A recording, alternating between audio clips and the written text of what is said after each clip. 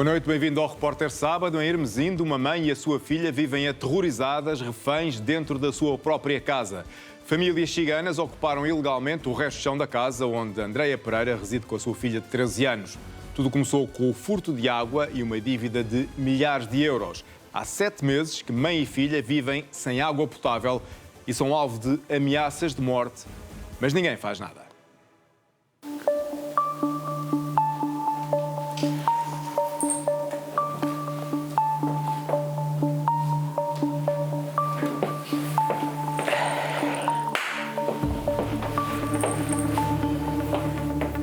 Quer fazer uma pausa? Não, tudo bem. Eu sei que isto é difícil, mas é importante para si falar sobre isto.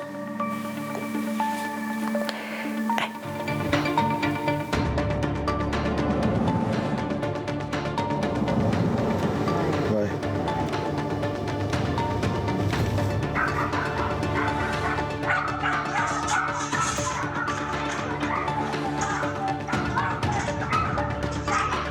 Batem-me à porta e diz, nós vamos fazer o que tem que ser feito. Se eu estava com o telefone na mão, eu fiquei completamente trêmula a ver aquele aglomerado de gente na minha entrada da casa.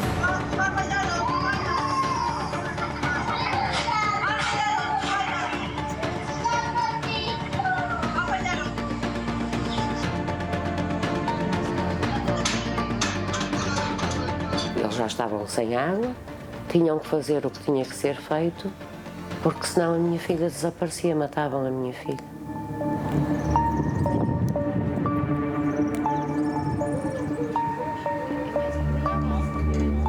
Lembro-me de ligar à polícia, não havia ninguém nas esquadras, querem Águas Santas, querem Hermesinde. E o agente que me atendeu o telefone disse para eu tomar um calmante, para eu tomar um Xanax e ir dormir.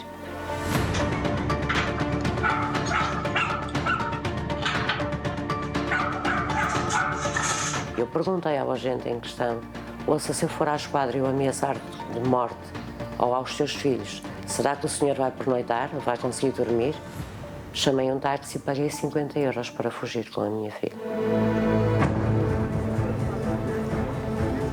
Há mais de 7 meses que mãe e filha vivem reféns dentro da própria casa.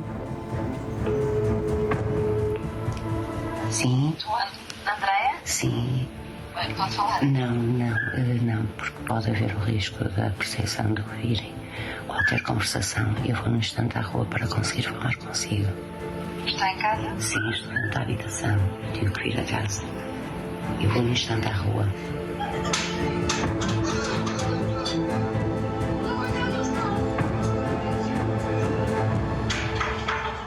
Eu vivo aterrorizada de medo.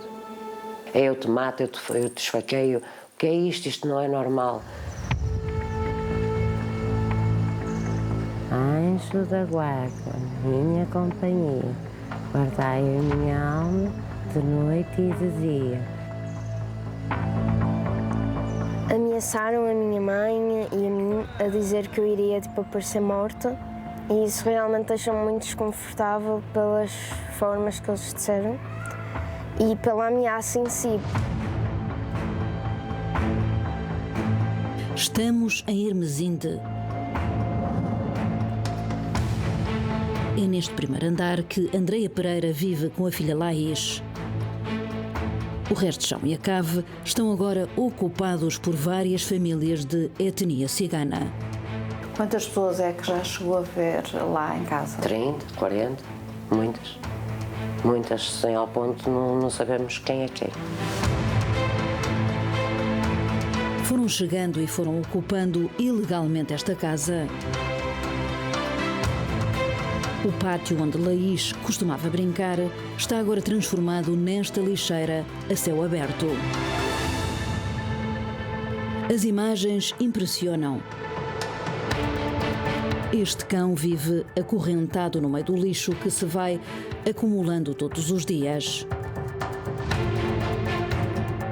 Não se dá quase para ir para a Marquise, que é onde está mais perto do lixo, por causa do cheiro, dos ratos. Nós às vezes tem ratazanas ali e às vezes até dá nojo se elas subirem para cima, porque até nem sabemos se elas podem subir.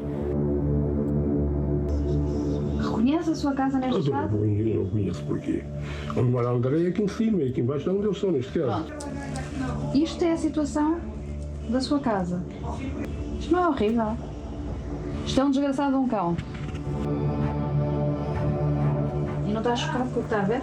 Está muito Lógico, mas não estou nada satisfeito em ver isso, é normal, não é? Há crianças a brincarem no meio do lixo. E os pais não quererem saber e também ninguém fazer nada. Porquê que o senhor não fez ainda a caixa? Eu não fiz que eu não tenho vagar nem saúde para me divulgar para lá. Mas o senhor não os quer lá. Claro que ninguém quer aquela gente lá, naquele género, lá nenhum, não é? Aos poucos foram tomando de assalto a vida de uma mãe e filha que há muito se limitam a sobreviver. Como veem, não temos água.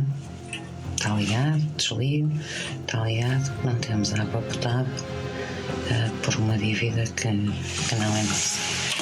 Aqui acho que ainda tem alguma água na canalização, parada desde 13 de novembro. Há 7 meses que vivem sem água potável em casa. Em setembro, no dia da apresentação da escola da Leigui, da menina, eu recebo 3 cartas de uma vez só, 5.000, 3.000, 4.000, contas astronómicas. Eu entro em pânico, achei que estava a ver mal e dirigi-me à junta de freguesia para pedir socorro. Passado uma semana, reunião com o senhor tesoureiro da junta de freguesia, o qual me explicou que os 1.100 metros cúbicos, que era quase como se eu tivesse ali uma piscina, quantas torneiras é que eu tinha? Eu disse, é impossível, eu tenho 4, 5 torneiras no máximo, eu não consumi tanta água. As cartas anteriores tinham sido desviadas pelos novos vizinhos e nessa altura já não tinha acesso ao contador da água instalado na zona agora ocupada pelos invasores. Pedi a vistoria, paguei os 70 e tal euros e a PSP confirmou e o fiscal também que havia uma ligação direta posterior ao meu contador. Eu tinha uma bomba nas minhas mãos e tinha um prazo muito curto para resolver. O relatório da Biwater, a empresa que representa as águas do Valongo, confirmava as piores suspeitas. Através do contador da água, tinham sido feitos 3 desvios ilegais, competindo ao proprietário do imóvel realizar uma obra que repusesse a legalidade.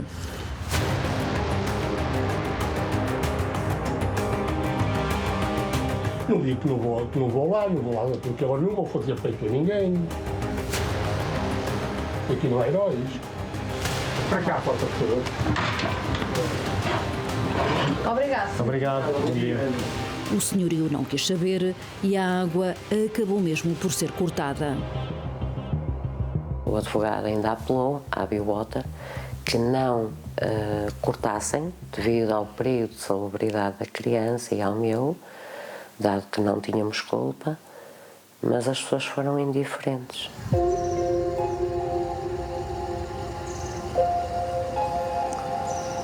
Estamos numa situação destas e se parar para pensar, ninguém foi punido.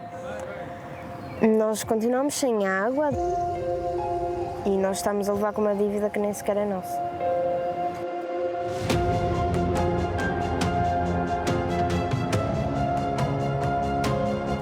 Eu cheguei a um ponto, eu já não sei quanto é que eu devo. Eu já se fez contas a 20.000, depois eram 8.000, depois já eram 15.000 e agora a última fatura que já do Tribunal da Injunção do Porto são 5.000 e tal euros. Ou seja, eu já não sei a quantas andam, em que é que ficamos.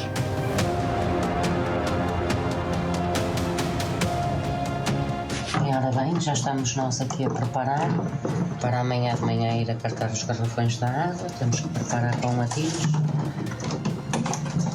para termos a boleia para amanhã ir buscar a água.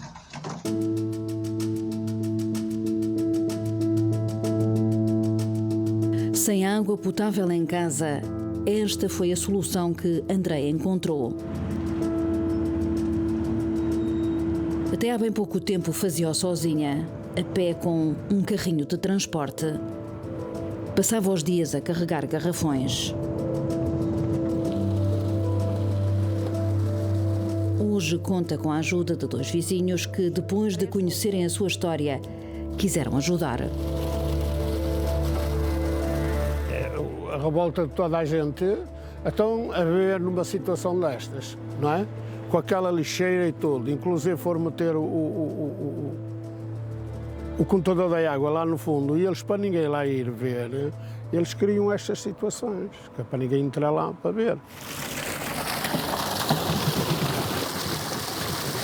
Não são eles que acartam os 39 garrafões de água e sobem 17 escadas com 4 garrafões de cada vez?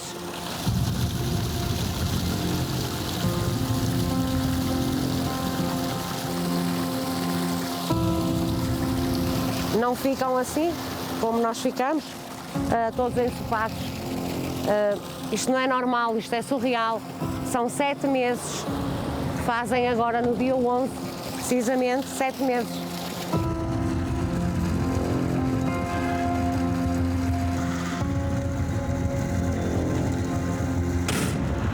O regresso a casa é feito sob tensão.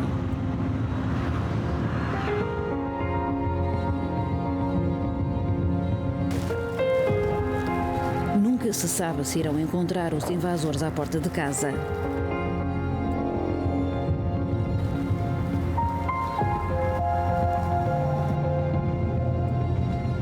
Um vizinho faz sinal a Andreia e avisa que numa das janelas há alguém a vigiar.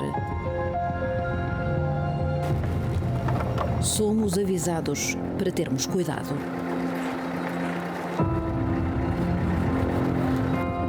Bom dia! Já começa a ficar ofegante. Começa a ficar ofegante. Nunca os confrontou com o desvio que eles fizeram? Não. Por medo? Por medo. São violentos? São altamente violentos. Olha para isto, tudo sujo. As minhas escadas estão todas sujas.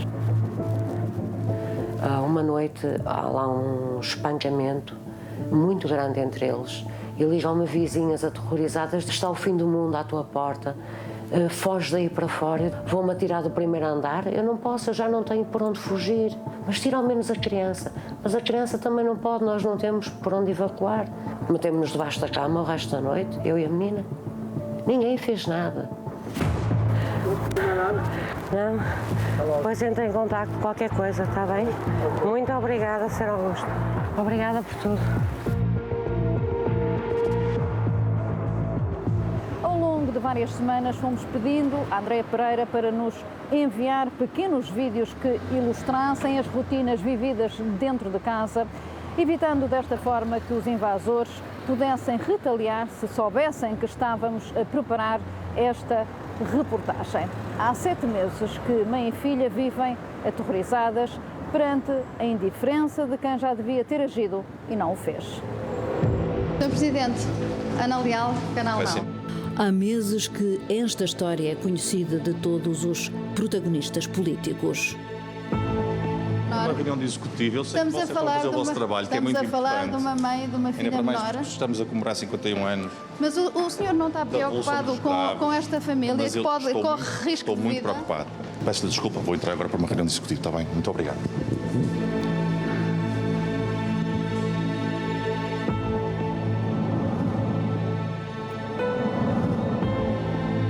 Ontem, por esta hora, houve um grave incidente de segurança, um assalto à mão armada e um esfaqueamento ocorrido à porta da escola. Neste caso, o INEM esteve presente, mas as autoridades não foram chamadas devido ao receio de represálias e vingança. Tal cenário encaminha-se quase para uma situação próxima de terrorismo local. Tenho necessariamente que afirmar, desculpem a expressão, mas até que a voz me doa, irmos ainda a uma cidade segura. Estava uma rua toda aos gritos, tudo em pânico. Toda a gente viu, toda a gente assistiu. A senhora fugiu para a estação de comboios, a esvaiar sem sangue. Foi horrível, eu estava com uma criança. Esse homem é uma das pessoas que vive Exatamente. Lá ilegalmente por baixo de si. Exatamente. Jaime Azevedo foi a voz da denúncia em várias instâncias, depois dele próprio ter ficado chocado quando soube a história de Andreia Laís. A Assembleia mais recente foi agora no final de março. São muitos meses para estar à espera. A senhora já estava sem água em casa mais tempo do que isso. Já era do conhecimento destas entidades que isso era uma realidade e nada era feito. Já que estão todos aqui reunidos, como é que permitem que uma mãe e uma filha menor estejam há 7 meses sem água potável em casa e a serem ameaçadas de morte também já há esse tempo todo? Se quiser, no fim da reunião, podemos falar. Muito bem, fica à espera. Seguiu-se o Presidente da República, mas de nada serviu. Mas bati no muro, exatamente. Senti que não estava a ser feito nada de concreto. Ou se está, e foi isso que eu apelei ao Sr. Presidente da República, na pessoa da Casa Civil, neste caso, foi que me dissessem em que ponto está a situação. Que resposta é que teve? Que a Câmara Municipal iria ser contactada e que iria ter uma resposta. Mas até ao momento não tive uma resposta. Sr. Vice-Presidente. Olá. Olá, Ana Leal, como está? Sei que a Câmara já está a atuar. Não está a atuar. Esta mãe vive há 7 meses sem água, com uma menor, volto a repetir, e com ameaças constantes, ameaças de morte por parte destas famílias de etnia cigana que Mas se há vivem ameaças, por então baixo. tem que se chamar a polícia, não é? A polícia existe por isso mesmo, certo? Para proteger as pessoas, os cidadãos, e portanto, certamente a polícia está a atuar. Em casa de Andreia Laís, a vida prossegue na clandestinidade. E vamos nós, mais uma vez, para o banho, as prestações. Primeiro os cabelos, e já está ali também a outra bacia, pronta, com a aguinha, para passar e enxaguar muito bem os cabelinhos. Princesa, vamos lá, tem que ser uma cada vez. Nós temos de tomar banho de bacia, como antigamente. Temos de ter sempre muito cuidado. Se vamos sujar a roupa, se não vamos, porque depois vai ser mais dinheiro para pagar. Uma época até a minha mãe ficava a lavar a mão. Mas não têm noção do que é que a Laís chora. Sempre que se fala nas bacias. E ver um anjinho à minha frente com os olhinhos cheios de água. Mamã, não fales, até chegar ao momento. Porque eu já me dói a alma só de saber que tenho que ir para as bacias.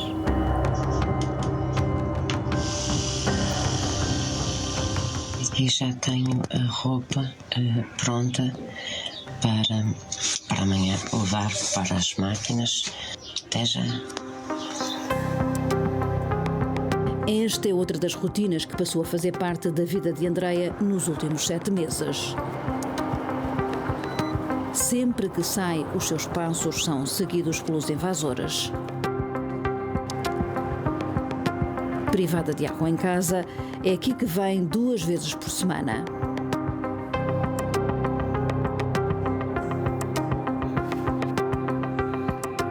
Mas só há dinheiro para lavar a roupa.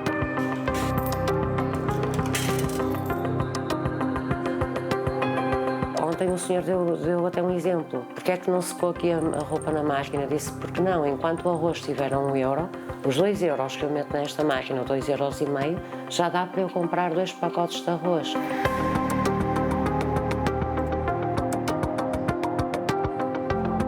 O regresso a casa é sempre feito de forma discreta. Hoje há muita movimentação no pátio e na rua. Andreia tenta passar despercebida. Não abrimos a porta a ninguém. Também se alguém nos vai visitar, as pessoas são maltratadas, por assim dizer, e então as pessoas desistiram de ir à nossa casa. Há uma semana terão insultado a diretora de Andreia da Yves Rocher. Tornou-se impossível trabalhar a partir de casa.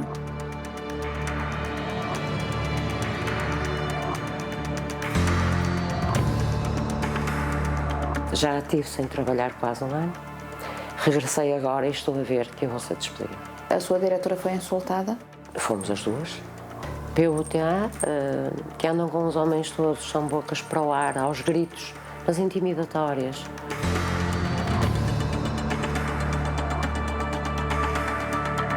E à força toda queriam a minha internet.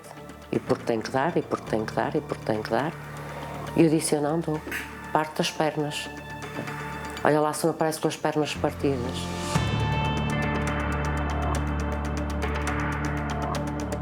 Tinha um monte de amigos que iam sempre para a minha casa e agora eu quase perdi quase todos os meus amigos, ninguém vem à minha casa por causa deles. Sofri bullying, disseram que eu morava num barraco e que eu morava em cima de ciganos.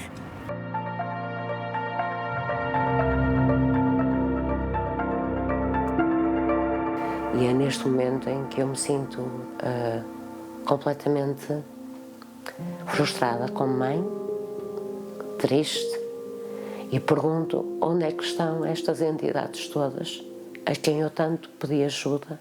E eu vou para onde? Para debaixo da ponte com uma criança? Doutora Manuela Duarte, boa tarde. Quando é que há uma casa para esta família? Porque estamos a falar de uma família que corre perigo, que devia ser prioridade e que, pelos vistos, para a Câmara não é prioridade. Não, para a Câmara é prioridade, como são outras tantas prioridades. Temos muitas situações idênticas àquela, portanto... De pessoas que podem morrer porque estão a ser ameaçadas? Sim, porque estão a ser ameaçadas. Isso não há como fazer as coisas diferentes. Porque não é na habitação deles, não são os filhos deles. Está tudo bem. Nem o facto de haver uma menor torna esta situação prioridade? Não torna, não nos é fácil, por essa razão, ter uma casa para lhe dar. Não é por essa razão que vamos ter uma casa para lhe dar. Mas há ali uma criança que deixou de ter vida. Há aqui uma mãe que deixou de ter vida. A Leis não dorme aqui, dorme comigo. Mas há o quartinho dela, o escritório dela, era o movimento dela e o espaço onde poderia brincar. Está tudo encaixotado, como se pode ver. Eu ando a encaixotar, quer aqui, quer na marquise. Eu concorri a 330 habitações. 330. Encontrei a semana passada um T2 na área de Hermesinde. 1000 euros por mês. Pagava um mês, no mês seguinte eu era despejada, eu não tenho aqui qualquer margem. Andreia vive com 600 euros de uma reforma de invalidez de 65% depois de ter tido 2 AVCs aos 33 anos, 5 tromboses e 5 longos anos de recuperação. Eu não atribuo casas. Se a Câmara ainda não atribuiu uma habitação social a esta família, é porque, efetivamente, o parque habitacional no Concelho de Valongo, o parque habitacional público destinado à habitação social, não tem ainda disponível uma habitação para atribuir. Eu não vou colocar fora de portas uma família, um agregado familiar que está numa habitação social, dizer-lhe assim, olha, agora vais para o olho da rua porque vem para aqui este agregado familiar. Há luz nesta janela, estás a ver? Através desta janela consegue-se adivinhar como vivem os invasores. Está tudo transformado numa lixeira. Sem rodeios, reclamam também uma casa da Câmara e a autarquia já confirmou que estão em lista de espera. Tente nos dar uma casinha, tente fazer alguma coisinha. Olha, não temos água, não temos luz, o quarto bem não tem condições nenhuma. Como se pode ver, há luz dentro de casa, mas não foi isso que disseram nesta conversa a que tivemos acesso e que teve como intervenientes os ocupantes ilegais e uma das entidades públicas envolvidas no caso. Os presidentes dão casa aos de fora, os que vêm de fora, e tiram os portugueses. Que nós somos ciganos, mas somos portugueses, nascemos cá. Os portugueses é que descobriram lá o Brasil. Eles vieram para cá, estão agora a encher as casas todas e estão a doar as casas a eles, sem jeito nenhum. Mas tinha pena das crianças. Mas o André, ao final, tem razão. O presidente traz tudo para cá. Se disse que nos quer meter uma ilha, filha da... Quando questionada se estas famílias de etnia cigana beneficiam de rendimento social de inserção, é assim que a autarquia responde. Estas famílias beneficiam de todos os apoios sociais que lhes são devidos. Ninguém quer ciganos à beira deles, porque é que eles não metem os ciganos à beira de casa deles? Porque arranjam umas casas lá à beira deles e que os meta lá. Ao Repórter Sábado, a autarquia garantiu que irá ser efetuada uma vistoria local. Os invasores terão sido avisados.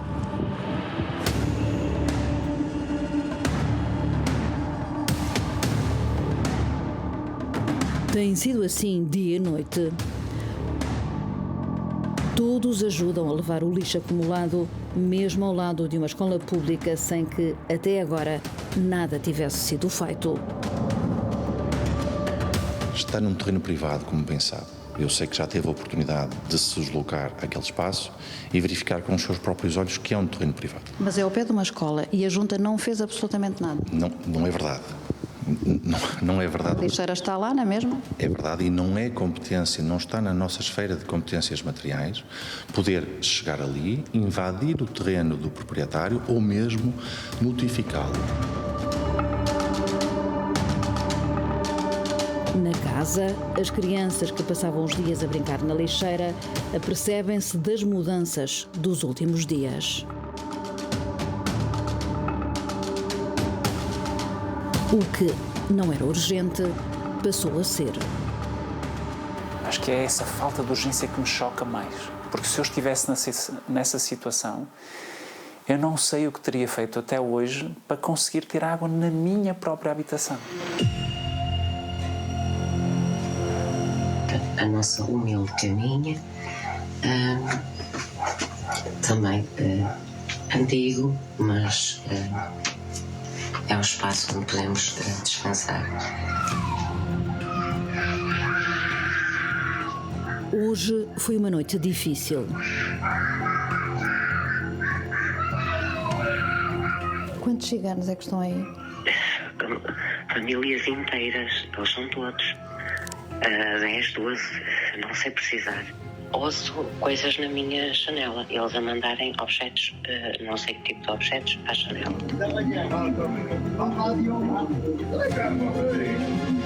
E diz exatamente o seguinte: foi aquela que ligou para a câmara e agora andamos a limpar tudo. E a Laís, coitadinha, como é que está? Petrificada. E disse-me: mamãe, temos que arranjar mesmo casa, é hoje que temos que arranjar casa, não temos mais hipótese. Onde é que ela está agora? Está no quarto, ela enfiou-se outra vez no quarto. Eu já estou na cama. Então tenta dormir, está bem, querida? Vou tentar.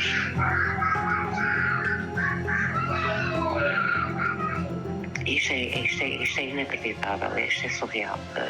Os quadros de Irmesino não têm agentes, não têm carros. Se houver alguma emergência também não têm como ajudar. Isto tem que acabar, isto tem que haver um fim. A polícia só foi para o local depois do Repórter Sábado ter ligado a denunciar a situação.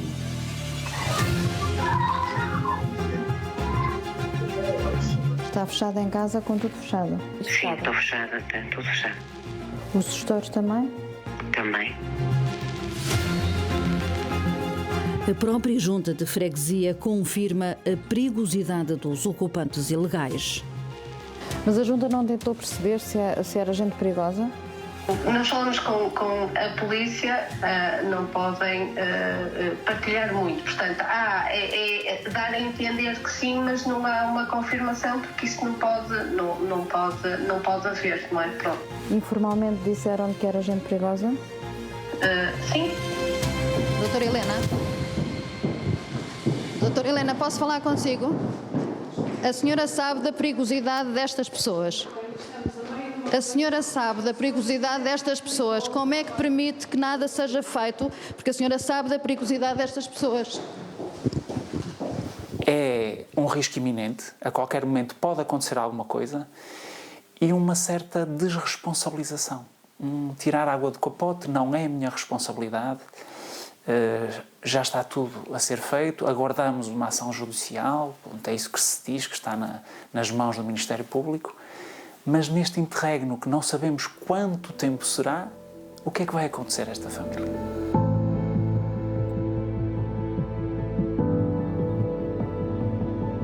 ninguém age, portanto vamos continuar, porque não há mal nenhum nisso. Acho que é isso que se sente, uma impunidade. Que eles próprios sentem, os invasores? Eles próprios sentirão, com certeza.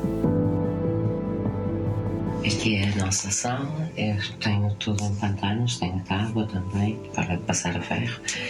Como veem, continuo a ter caixas, eu vou sempre angariando caixas para que eu possa empacotar mais e mais e mais.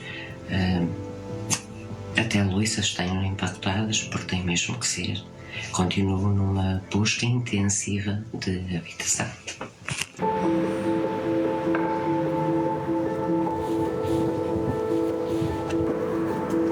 Eu senti isso ao longo destes 7 meses. Que ser reformado por invalidez e ter uma incapacidade é completamente inferior a ter rendimento mínimo. Ou seja, os rendimentos mínimos é que têm prioridade nos atendimentos. O certo é que têm soluções para as situações e eu, reformada, não tenho.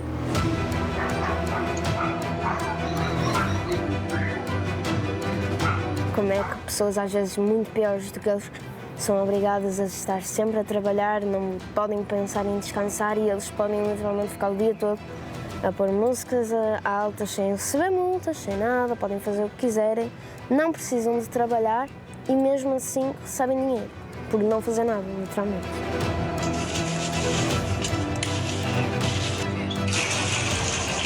Enquanto o Estado português alimentar este tipo de situações, ao dia X é garantido, está tudo bem. O pior mesmo é o de me matar, é o que falta, porque o resto já tudo aconteceu. Podem matar? Podem. Eu acho que não têm medo das cadeias, é a segunda casa, é o habitat.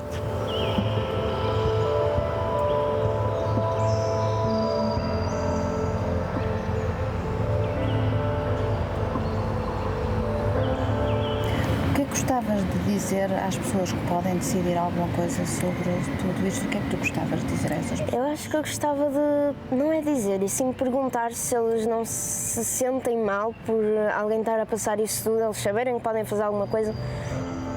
Sim, não quero dizer nada, mas eu no lugar deles eu acho que eu importaria-me. Uma flor para outra flor.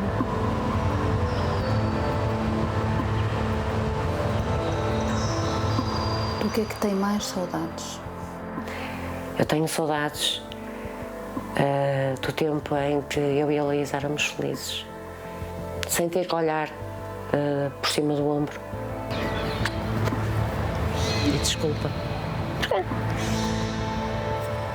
Não, está desculpada, não sei se eu estou desculpada. Olha aqui. Não dá.